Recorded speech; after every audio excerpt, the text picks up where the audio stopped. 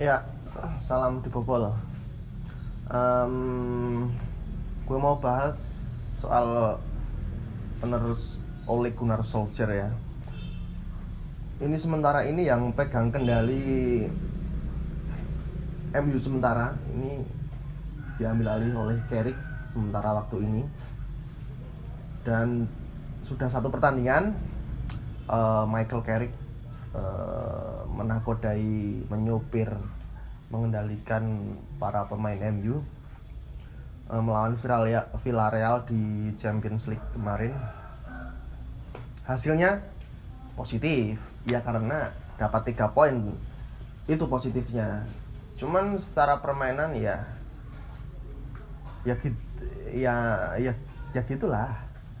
Cuman kan nggak bisa juga menilai hanya dari satu pertandingan, nggak adil juga buat Michael Carrick. Kalau dilihat dari satu pertandingan itu, kalau gue menilai dari satu pertandingan itu yang nggak jauh beda sama Ole. Apa yang dia lakukan itu mirip-mirip sama yang dilakukan Ole. Entah apakah nanti akan dengan pertandingan-pertandingan berikutnya yang akan dilalui Carrick, apakah akan ada perubahan yang berbeda seperti yang dilakukan oleh, entahlah. Dan juga kita nggak tahu kan akan berapa lama Carrick menukangi MU ini. Dan kalau hasil umpamanya menang terus gitu, itu bisa saja Carrick nanti akan stay lebih lama dan bahkan akan mendapat kontrak permanen dari MU.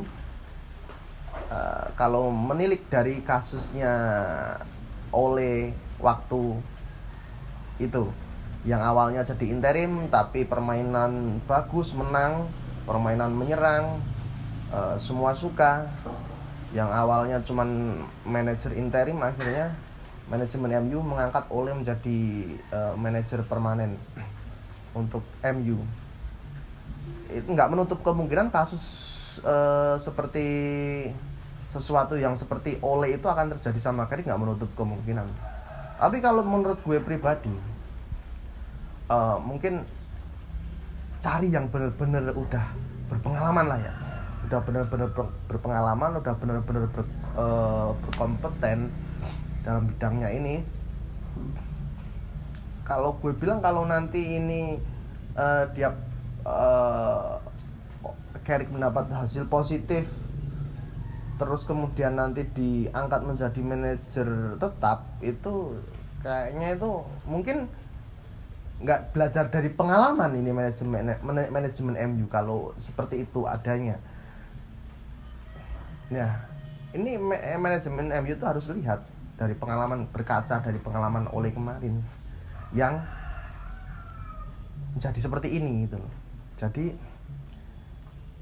MU ini butuh pelatih yang benar-benar berkualitas, yang benar-benar udah jadi gitu loh, yang benar-benar udah berpengalaman dan berkualitas. Dan banyak yang dikaitkan dengan MU, tapi ada yang bilang Ralf Rangnick, ada yang bilang Ten Hag, Pochettino, Zidane. Nama-nama besar itu kan hampir nggak ada yang available kecuali Zidane. Tapi Zidane pun kalau gue pribadi juga agak menyaksikan ke kemampuan Zidane sebagai manajer ya. Gue walaupun dia dapat 3 Liga Champions berturut-turut di Real Madrid, gue nggak melihat Zidane lebih baik dari semisal Conte.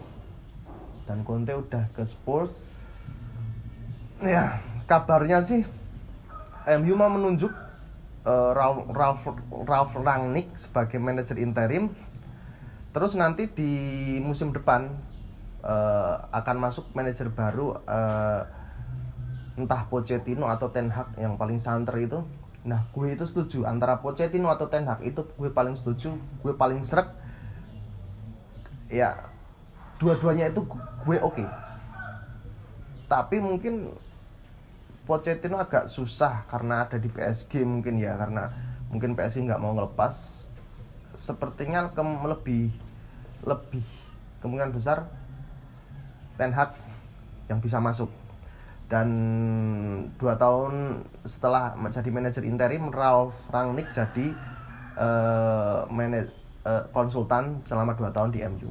Ini menarik ditunggu ini, jika skenario ini terjadi, kombinasi antara Ten Hag dan Ralf Rangnick ini sepertinya menarik. Oke, kita lihat aja ya, kita tunggu. Oke, salam dibobol.